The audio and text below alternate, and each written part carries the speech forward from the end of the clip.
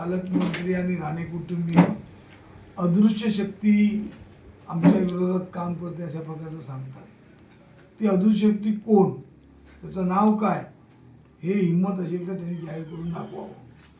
कारण ज्याच अदृश्य शक्तीने लोकसभेच्या निवडणुकीला 1,000 रुपये वाटले होते, ती अदृश्य शक्ती की मालवण विधानसभेला 3,000 रुपये मतदारांना वाटले, ती अदृश्य शक्ती की आज या ठिकाणी फोंड्याच्या निवडणुकीमध्ये भाजपचा उमेदवार पडला आणि अपक्ष निवडून आला. तसंच कुडाळ तालुक्यामध्ये नेरूळ मतदारसंघामधून जो शिंदे गटाचा उमेदवार पडून अपक्ष उमेदवार निवडून आला आणि तशा प्रकारचे सावंतवाडी मतदारसंघात झाले, ती अदृश्य शक्ती कोण, ते एकदा नाव जाहीर करावं. जनतेच्या मनात संभ्रम असता कामा नये आणि पालकमंत्र्यांनी जनतेच्या मनात संभ्रम ठेवू नये. कारण या ठिकाणी भारतीय जनता पक्षामध्ये राणे विरुद्ध चव्हाण हा वाद आता सर्वसामान्य जनतेला कळू लागलेला आहे.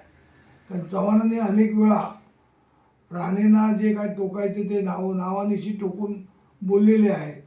मग राणे चव्हाणांचं नाव घ्यायला घाबरतात का, की चव्हाणांना का घाबरतात? कारण बोलायचं असतं चव्हाणाला, पण ते कोणातरी नावावर खपवून घ्यायचं हे चुकीचं आहे.